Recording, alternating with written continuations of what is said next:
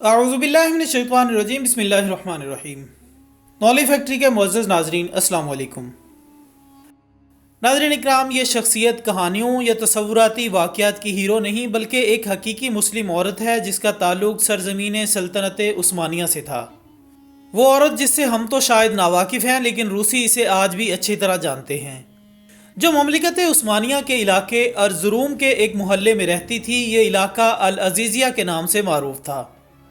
یہ محلہ ایک اہم قلعے کے قریب تھا جو روسی افواج کے شورش کے خلاف مقابلہ کر رہا تھا۔ 7 نومبر 1877 کو روسی فوج نے العزیزیہ قلعے پر اس کی حفاظت کے لیے متعین فوج کو قتل کرنے کے بعد قبضہ کر لیا۔ نینا خاتون کا ایک بھائی جس کا نام حسن تھا، اس شام شدید زخموں کی تاب نہ لا کر دم توڑ گیا، اور صبح جب اس تک قلعے پر روسیوں کے قبضے کی خبر پہنچی تو اس نے اپنے فوت شدہ بھائی کے چہرے کا بوسہ لیا اور قسم کھائی کہ اس کی موت کا انتقام لے گی یا پھر جنت میں اسے جا ملے گی۔ چنانچہ ناظرین، نینا خاتون نے پیچھے گھر میں اپنی 3 سالہ بیٹی روتی ہوئی چھوڑی اور اہلیان شہر سے لڑائی کے لیے جا ملی، ان لوگوں کے ساتھ جنہوں نے اپنے دین اور سرزمین کے تحفظ اور مجاہدین کے خون کا انتقام لینے کے لیے زندگی کی آخری رمق تک جنگ لڑنے کا فیصلہ کیا تھا۔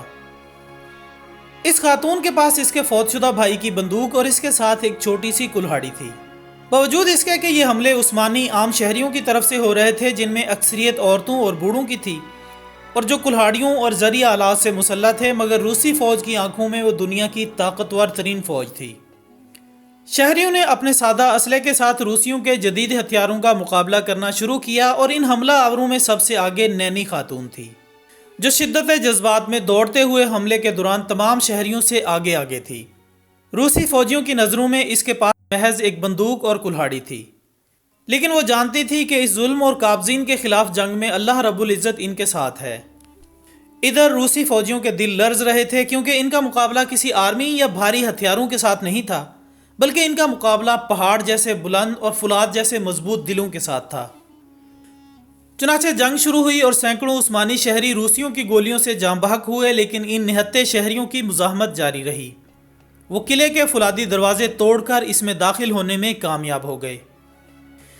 تاریخ گواہ ہے کہ یہ جنگ جو محض ہاتھوں، کلہاڑیوں اور چھریوں سے چل رہی تھی، اس کے نتیجے میں 2000 کے لگ بھگ روسی فوجی ہلاک ہوئے اور باقی لڑائی چھوڑ کر بھاگ جانے میں کامیاب ہو گئے۔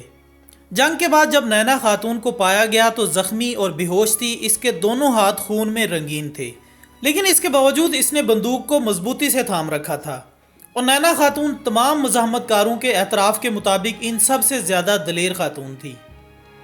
اس طرح یہ خاتون شجاعت و دلیری کی علامت بن گئی، صرف سرزمین مملکت عثمانیہ نہیں بلکہ تمام روس اور دنیا بھر میں۔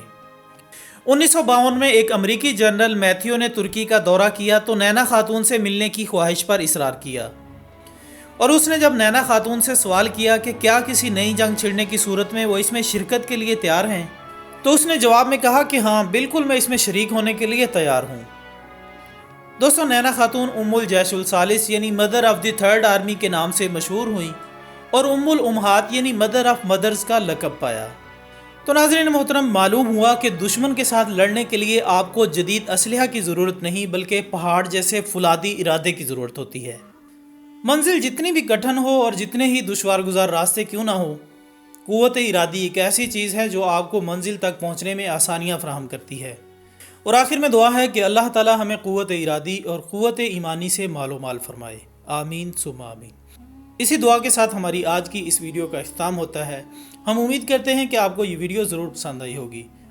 اگر آپ مزید بھی اس طرح کی تاریخی ویڈیوز دیکھنا چاہتے ہیں تو کمنٹس میں اپنی رائے کا اظہار ضرور کریں۔ ہماری اگلی ویڈیو آنے تک اپنا دوستوں، رشتہ داروں اور گرد و نواح کے تمام لوگوں کا بہت خیال رکھیے گا۔ اللہ حافظ۔